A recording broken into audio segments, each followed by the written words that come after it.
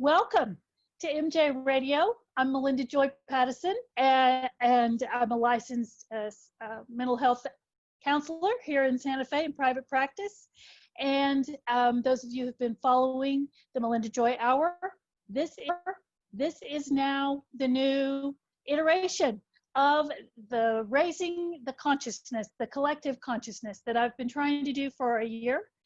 And I'm really excited because today, my very first guest on MJ Radio is my friend and colleague, Dr.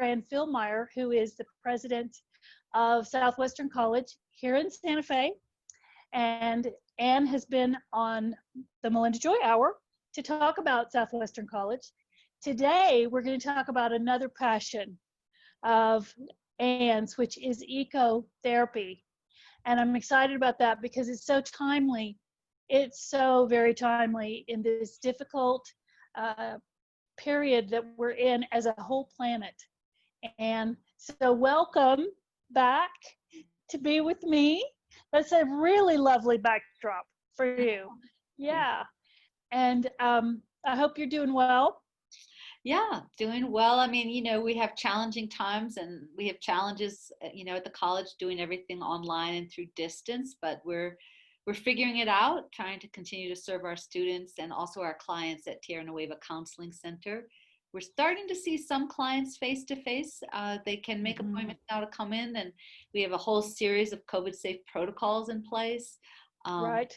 So we're doing that, but we're continuing with telehealth and distance services as well. Yes, we're all of us in the in this work are in that sort of kind of transitory space where, I say to my clients, we can do this any way you want to do it. Whatever makes you feel safe is how we're going to do therapy. So we can talk on the phone, we can have a video call, or you can come in. It's up to you. No pressure, because that's what therapy is about, is safety. Right. So, right. Yeah, exactly. Yeah. And that's sort of the exact same approach that we're taking here at Tierra Nueva, because we're allowing clients to make those choices, and also the therapists. There are therapists that are willing and ready to come in, and student therapists, who provide free services and sliding scale services. So it's a choice for the student therapist if they want to come in. We have student therapists that do, and we have those that, for reasons of family or health, personal health. So it's about everybody's health and well-being. Exactly. Yeah. Yeah, that's kind of our challenge today. And that was one of the reasons I thought, I'm the director here of our ecotherapy certificate, and that I thought I would talk about ecotherapy because it's actually, I thought I'd share some techniques that anyone, anywhere can use, whether they're urban or rural, whatever access they have to nature or don't have, that there are some simple things that help promote wellness and resilience. And everybody's under stress. This is a very challenging time. Right. Are you finding some people just can't seem to get a break? It's like we're in this pandemic, we're in this period of social unrest, and then there's the clients coming in with all of these other things right on top of that. It's like any of it would be enough. Any of it would be enough, but it's just compounded. So I think that's a fabulous idea to talk about things that we can do to be in touch with nature, because I think that's where you're going. Yeah. Ecotherapy, it's really an emerging field.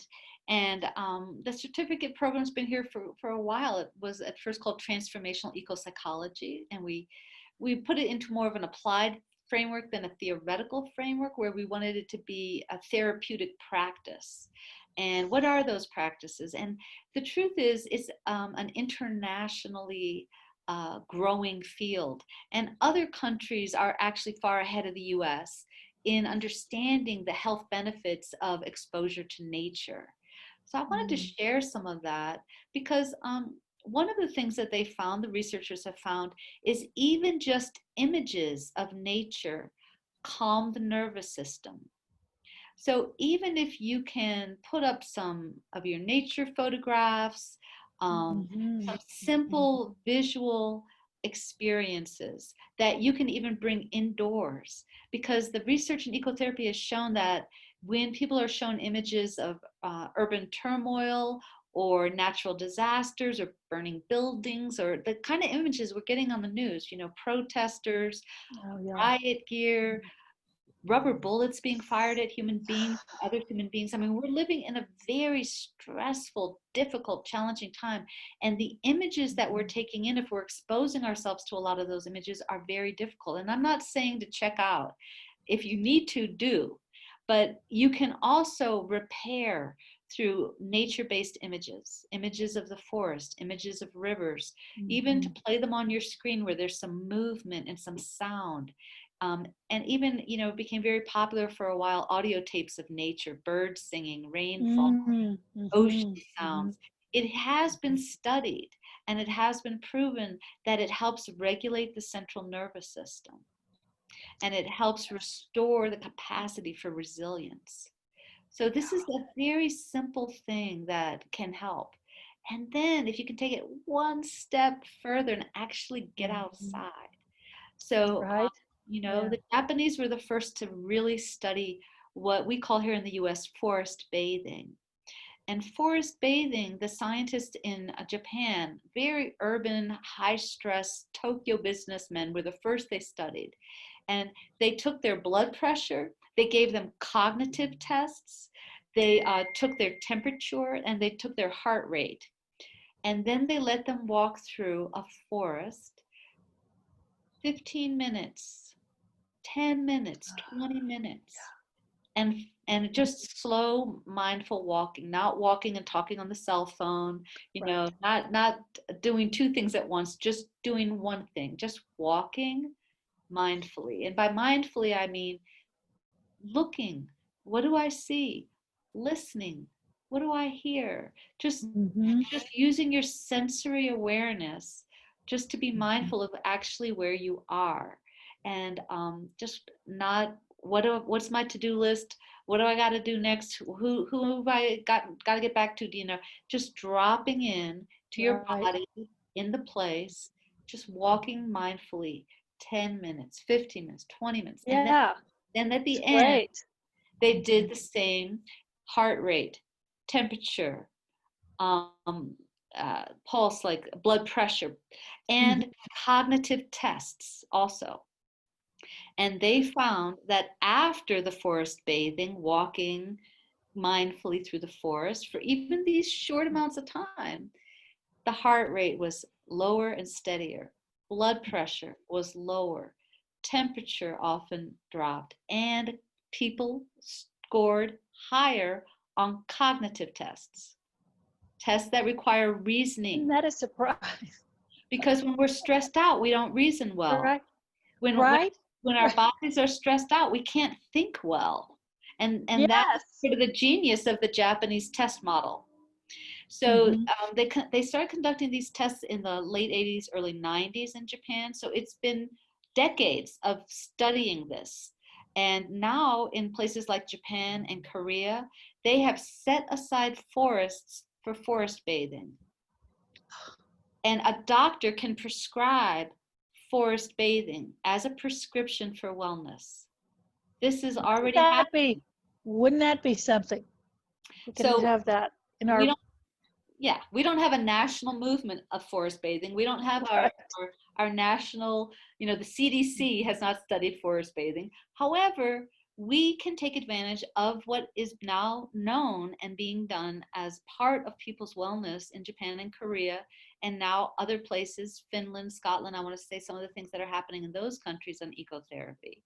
We can do forest bathing right here because we have access. I mean, we Santa Feans and New Mexicans, we are fortunate in that we do have access to forests that we can walk mindfully in the parks, in the wilderness areas, in the Santa Fe National Forest, for example, right here. And even if you pass other people, you're not the only one on the trail, but it's okay if you stay mindful in noticing what's around you, listening, seeing, smelling, just Mhm. being in your body, and not walking like I have to get somewhere. It's not like a Right, destination. right, right. It's just Mhm. walking mindfully, you And know. even in our neighborhoods, now I know you are most fortunate and you live out of the city, I Right. believe. I live I live in the city, but Oh, it's a beautiful city. it And is. just outside my door, I mean, in fact, I can see it out my windows right now. But if I just walk out my door, if, for example, in the early morning, and just walk slowly around a block or two, that's 10, 15 minutes. Yeah. And That's it's so sweet in the early morning. right. It's cool, the sky is incredible. Yeah, yeah, yeah. And because we are where we are, even the neighborhoods are beautiful with the trees and things that grow here. Right. And it's exactly what you're talking about. And Yeah. I've been doing this lately. I recommend to my clients all the time, get outside 5 minutes, even 5 minutes. Yeah. Can you do 5 minutes? Yeah. And then I'm thinking, well, MJ, you better practice what you preach. Right. And there's something about walking, just walking, because it's bipolar. It uses both hemispheres of the brain. Mhm. You're moving both sides of the body, the arms swing, the foot fall. It's very restorative. So it's a Very. whole brain Yeah. activity. So just walking, just going out, like Mhm. you said, in town, in the bosque, along the arroyo, downtown, around the plaza. I mean, just walking helps Mhm. reset. So Yes. these are some simple things, and they have done the research on walking that it is better to walk than to be on a walking machine, because it's actually better for the psyche to walk through space, that our bodies understand the difference between walking through space and walking on a stationary machine where your Well, feet of are moving, but course. you're not Yeah. actually moving through space. There's something very restorative about moving Mhm. through space. So Yes. walking definitely is, and it's accessible to most of us to walk somewhere, right? Yeah. And um, Mhm. another technique that I wanted to share that's pretty simple, you can just do it in your backyard. Maybe if you only have a front, stoop, maybe you have a little square of ground, or maybe across a sidewalk, there's a little square of ground by a tree. But getting your bare feet on the ground, the technical term for it now is called grounding. Used to, we just called it going barefoot, but now we have people who have researched it, and we have a term called grounding. What grounding does is we build up, we're electrical beings, we have an electrical current, and we can build up in buildings and in our and with stress, added stress, a lot of charge. And when you ground, it's just like a battery or some other, electricians understand this. Any of us who understand basic things about electricity understand Right. grounding. So it literally, when you ground, you discharge that electricity buildup. Just your bare feet on the ground, not on cement, not wearing rubber, sneakers or some rubber chacos or something, but get your bare skin on the dirt, get your bare skin on the earth, on soil, and just stand there for a little bit. Just do that every day. I lived for a long time in the southeast, and there's a lot of Cherokee, those southeastern tribal communities. Mhm. And one of the things I learned in that community that's very common, a very old practice, is first thing in the morning, you go outside and you put your bare feet on the earth every day. So even people who didn't follow other traditional practices held on to this old practice. The first thing you do before you eat or drink your coffee, you just go outside and put your bare feet on the earth and you just ground yourself. Um, Mm. and the very famous actress Tallulah Bankhead, she was known for doing that, of going out every day and grounding, putting her bare feet on the earth. She was sort of mocked. She was sort of a character, and it was sort of one of her many eccentricities. But when I learned that about Tallulah Bankhead, I wondered if she had Cherokee ancestors, because that's where I learned that Right? from. I thought, Yeah. maybe that's actually ancestral and it was passed down, and some things she held on to, even if she didn't sort of identify with other practices or traditional ways. Mm-hmm. Um, Mm-hmm. so grounding has been proven to really make a difference, a simple thing like that. Yes, and as you're saying that, I'm remembering taking your class, this weekend class with you and Kate Cook, Yeah, where we were out and outside of town, and we actually put our whole body on the ground. We right. laid on the ground on our belly, and I remember that being a really profound experience. Yeah, And since we're talking about that, I want to, all of these things that you're saying um, are in this book, Your Brain on Nature, that we right. actually were recommended to read for that class. And I did read it, and it was one of the best books that I read in that year, Yeah, and full of all kinds of ideas, even in addition to what we've been talking about here. exactly. That It's a great resource, and there's some really good resources, and we do teach classes. So I won't fail to mention that here in the ecotherapy certificate program at Southwestern College, we offer 3 or 4 classes a year. And the class that MelindaJoy is referring to that she took is called Earth Body, Earth Mind. And I teach that with Kate Cook, who is a therapist in town and also the director of our Applied Interpersonal Neurobiology certificate. So these certificates are open to the public. You don't have to be a therapist. You don't have to be a graduate student. They're really open to anyone who has an interest in these kinds of courses and experiences for personal enrichment, to enrich their families or communities. So they're wide open, and it's part of our community service that we offer those courses without requiring either licensure or professional training or to be a graduate student. They're open to the entire community. and that particular one is one of my all-time favorites that I've taken. Of course, I graduated from there as a student. I was taking a lot of that stuff on the weekends, but that one is right at the top of my list. Recommend it. And I didn't realize that anybody could take Yep. those classes.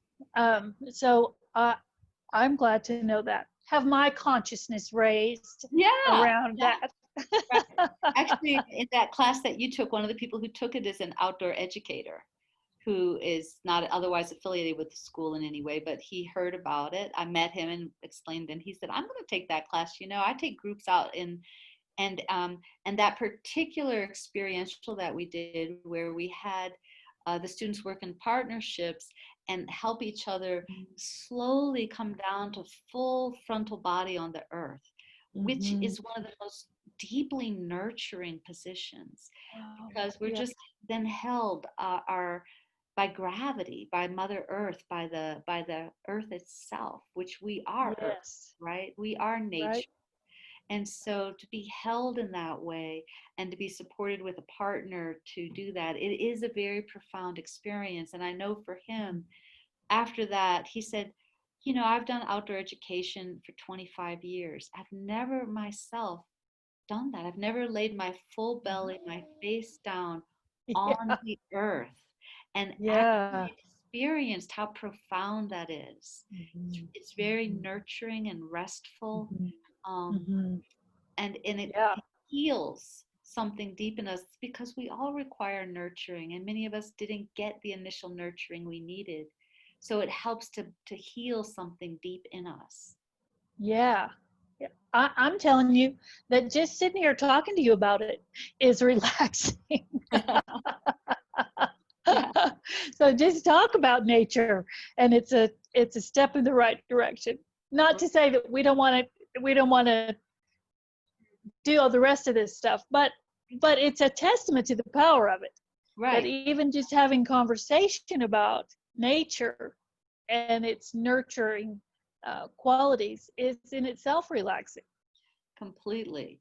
And especially now in the pandemic when we have, requirements for social distance, or I don't even like to say social distance because we're socially connecting even though we're in the Zoom room. This is social connection. So I like to say, we have requirements for physical distance. But we don't have those requirements Mhm. to stay physically distant from nature. We can get out there and get very intimate. You know, um, Yes. Another thing is just to go and stand with a tree. And almost Hmm. everywhere people can find a tree, even in very urban places, there's usually a tree. Maybe it's in a city park or along a sidewalk that you can. There's sort of two ways to really engage intimately with a tree. One is to lay your spine against the trunk, right? And you're aligning yourself. The roots go down below, the branches reach up above, and you are the same as a tree. Your trunk, your feet are grounded into the earth, and you are stretching and reaching up to the sun, the cosmos, the stars. We in trees have quite a bit in common.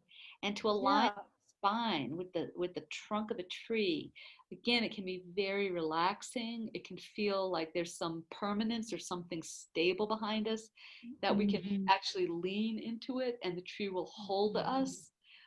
It kind of lets us give a little bit and let go a little bit because we're holding ourselves. And often we're very armored in the front of our bodies because we have to deal with the world, and the back gets Hmm. neglected. And so the spine against the trunk can feel very good.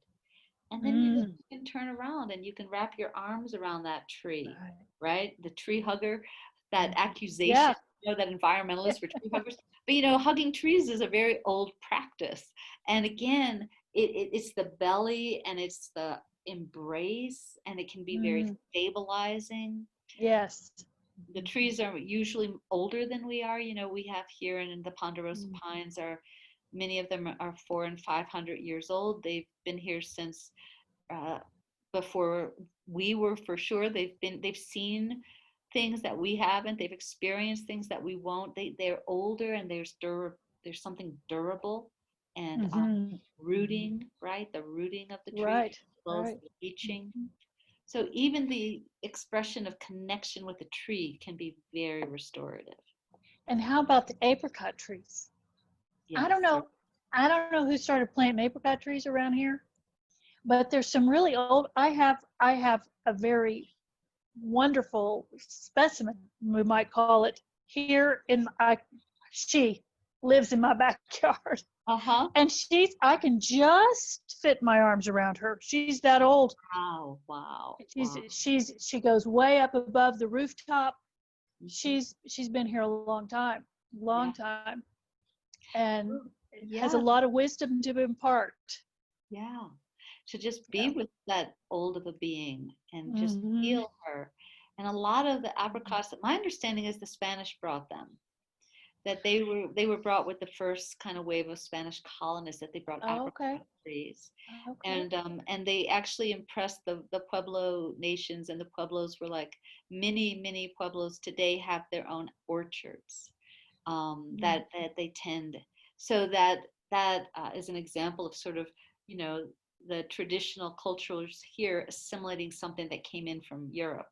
That the apricot trees were brought over, and now they're Yeah. part of the culture. They're part of everybody's life here.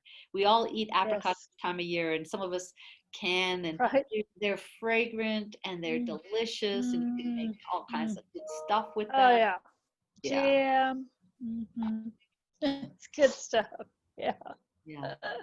Yeah, so anything we do where we're involved in with nature in the making, if we garden, right, and then we harvest, Mhm. Mhm. or if Mhm. we're herbalists and we go out and we gather or we wildcraft, like any of these ways that we develop our relationship, or we like flowers, we grow flowers, or we bring flowers into our home. Yes. Mhm. Well, and even going to the farmer's market. Yes, exactly. Yeah.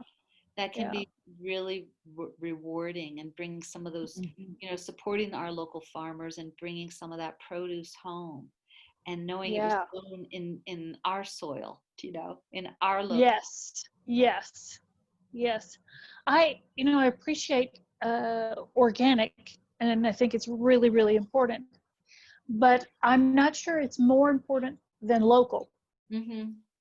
You know, I mean, because there are hoops you have to jump through to be classified organic, whereas most of the, I would say probably lots of the farmers around are not doing things that are against that, but they don't have that classification. But Yeah. still, they're local, they're tending the land. I just feel really good supporting that. Mm-hmm. Yeah. And if you Yeah. can garden yourself, even in pots or raised beds, Hmm. anything that you can Right. grow, or if you've got your kids home, you know, a lot of moms are like, what else can I do with my kids? Well, just getting a little pot and putting a seed in, and like having Yes. each child have, that's your responsibility, and they get the excitement of watching it cut through the soil and, you know, unfurl Hmm. and begin to Hmm. grow. Just, Right. you know, our relationship to the plants is so fundamental. It's so ancient. It doesn't matter where you're from. It doesn't matter your ancestors came from Poland or Russia or China, or Right. Right. everybody everywhere had deep relations with their plants, with their food sources, with their Yes. waterways, with their constellations. You know, this is everyone's right to be in relationship to the natural world, to grow their own food, or even grow a plant, or even help a child grow a plant. That these are our fundamental truths as human beings, that we're embedded in nature. We are nature. We don't live without nature. We don't exist for a minute without air. You know, I often would say to the students, we're deep air animals. You know, we're deep air animals. We cannot be taken out of air and survive. That is our reliance on the atmosphere. We don't exist without it, and it's not visible, right? Air, we forget about it, but if we didn't have it, we do not last very long. So how do we honor these simple things, Right. like the air that we breathe, the water Hmm. that we drink? You know, Hmm. in the morning I turn on the shower and we have a well, so I'm always like, thank you, well. I appreciate that you continue to provide us with water. But Yeah.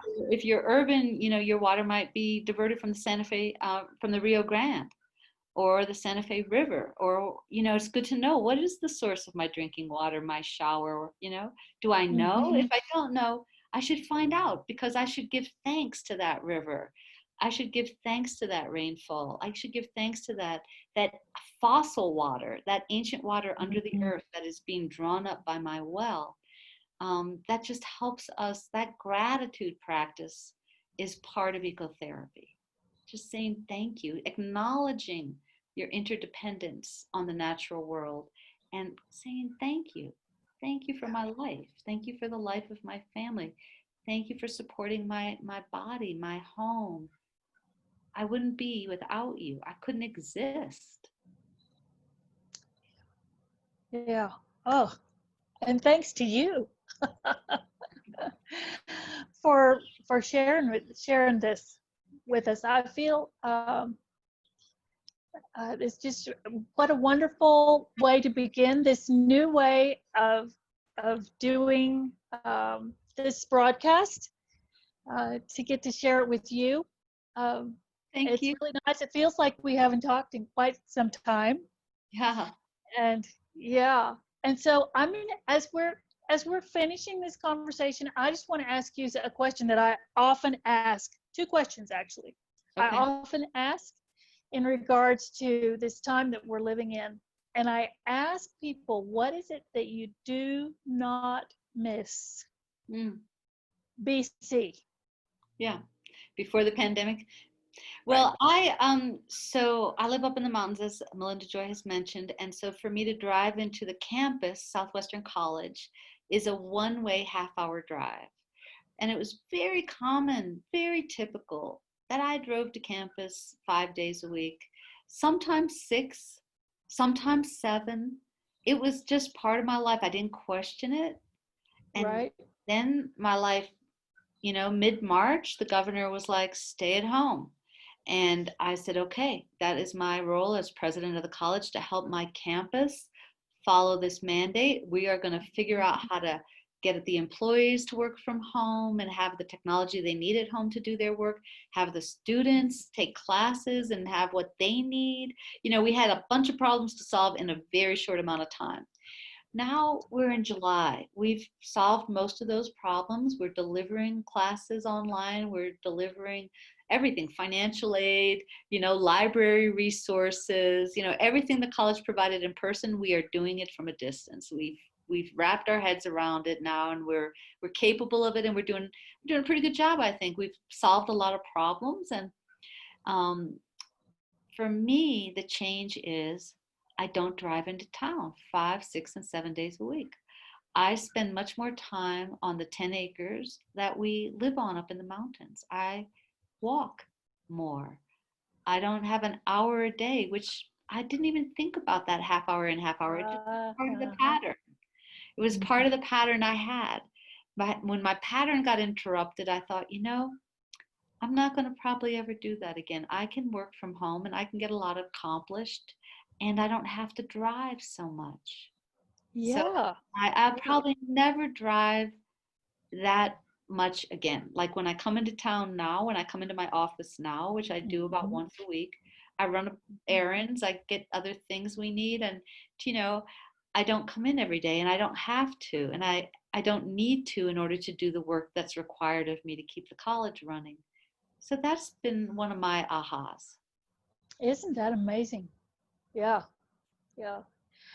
And I think I think this is a prime opportunity to think about this. And it's why I asked the question about what is it that, you know, I didn't really need in my life, but I didn't know that. Right. And what is it, the other question, the other side of that is, what is it that I do miss? What is it that I want more of in my life? And I'm really, really looking forward to having it back. Yeah. I definitely miss face-to-face classes. You know, the class that you took face-to-face, Earth Body, Earth Mind, Kate and I taught in May via distance. Yes, and it got full so fast, I couldn't get in. Yeah, it filled up right away. And we'll do it again. And it worked, but the difference was we came into the Zoom and we would tell the students we kind of gave them assignments of things to do out on the land, processes, experientials that we advised, and then we came back together and shared about it. But we weren't in the same place together. In fact, in that we had a student from France, we had one in Alaska. They were all in different time zones. We had students in how about that? Arizona. Yeah. So what Kate and I learned is we learned we could do it, that it actually still was a very powerful experience for the participants. And we didn't have to be in the same place to have a powerful experience and to have people have their ahas with nature and to have their transformational experiences. It happened. But I do miss the actual embodiment of people in a room together. You know, I've been very cautious in protecting the health of my loved ones. So I really don't see people. I don't get together with friends the way that I did or that I enjoy. So the embodied classroom and the embodied time with friends, those are things I miss and that I'll really look forward to getting back. Yes. Yeah. I'm with you. I'm with you on that. Yeah. Oh, this has just been so lovely. Thank you. Yeah, it's really great to spend this time with you. And I hope we can do it again.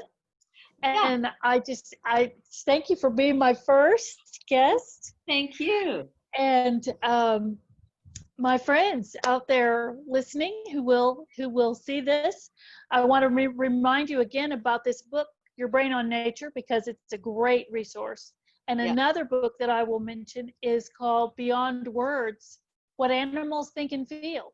And so if we're talking about getting in touch with nature and what our relationship to the earth and the beings here who don't walk on two legs, it's also a beautiful, beautiful resource. Yeah, animals. I mean, some of us have beloved pets, and I'm sure that those Mhm. beloved pets are helping people get through this time. People that have Absolutely. cats, Yeah. dogs, horses, Yeah. whatever beloved four-legged or fish in a fish tank that you can just watch swim and feed them. Right. Like whatever in the animal world Right. that we've embraced and brought into our hearts. I call them the horse women and the horsemen, the men and women who love horses and have those Mm. relations. I think that also is deeply in our human beingness, that we be in relation to any kind of fur or finned, our greater family of beings, of animal beings, Yes. of all kinds, Yeah. Yeah. feathered, Yeah. you know, Right. yeah, Right. Right. yeah. So, I'm sorry, go ahead. When I said feathered, I just thought, one of my joys is I feed the birds out there, and I Oh, feed the hummingbirds, and just, it's just a great joy to feed the wild yeah. birds, and in the drought part of the summer to have water out there for the wild birds, Mhm. to just be in Mhm. relation to the wild, and Yes. to feed the wild when needed in an appropriate way, especially providing water during the drought. Mm. Mhm. Yes. Yes. Oh, so thank you again, and thank you to all of you listening for joining MJ Radio on this first podcast of a new time. And what we're here for is to raise the collective consciousness. That's it. So when you tune in, you will find us talking about any manner of things. And I'm so grateful to have had Dr. Ann Filemyr here with me today to talk about ecotherapy and to encourage you to reach out and touch nature in whatever way you can. Until next time, thanks much. Thank you.